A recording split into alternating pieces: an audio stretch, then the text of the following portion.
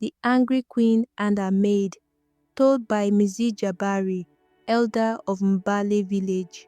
You see, child, there was a time, many seasons ago, when I lived near the royal compound of Queen Nyasha of the Bakutu people.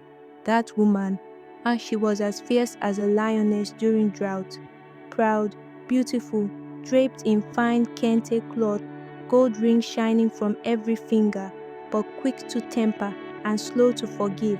Her word was law, and her gaze, it could make a grown warrior tremble. Now I remember this well because I was just a young boy helping my uncle, who was the palace drum maker. I'd carry hides and wood into the compound and hear everything the walls could not hold. Queen Nyasha had many servants, but one stood out, a young maid named Aminata, small and quiet but with a heart full of song.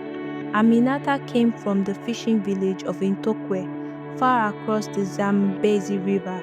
She sang while sweeping, she laughed with the kitchen girls, and she had a way of making even the most sour old guard smile. But the queen did not like how the people adored her. One day, while the sun was resting high over the baobab trees, Aminata accidentally dropped the queen's beaded headdress into the washing basin. That headdress, you would think it held the spirits of our ancestors. The way she screamed, we all heard it. Who do you think you are? Queen Nyasha roared, her eyes flashing like a cobra. You are nothing. You wear rags and walk like a goat, yet you touch the crown of a lioness. Aminata knelt, trembling. Forgive me, my queen. It was only water. The beads are still whole. But pride is a dangerous fruit, my child. Once tasted, it makes even the wise go mad.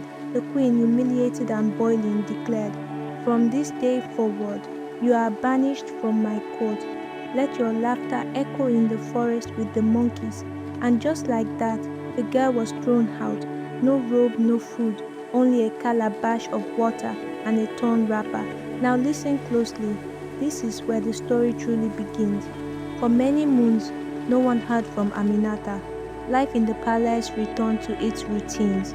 But then, strange things started happening. The royal meals would sour overnight. The queen's favorite goat gave birth to still kids. Her own reflection disappeared from the sacred pool, used to read the ancestors' wisdom. The village diviner, old Mama Suberi, was called. She threw cowrie shells on the ground, read the bones, and said softly, your heart is too heavy with anger. Someone you wrong walks with blessings while your court drowns in pride. Queen Nyasha, ever defiant, laughed it off. Superstitions of old women, she said, but the people had not forgotten Aminata. One morning, a messenger from Intokwe arrived. He spoke of a healer, young, gentle, and wise, who cured the sick, sang with birds, and turned poisoned wells into clean springs. The name Aminata, yes, the same girl. Now the queen, desperate and sick herself from strange dreams, sent me, yes me child, to fetch Aminata. I journeyed across plains to buzzing forest, and when I reached her new home, I could barely believe it. She lived in a small hut, yes, but the walls were painted with symbols of peace.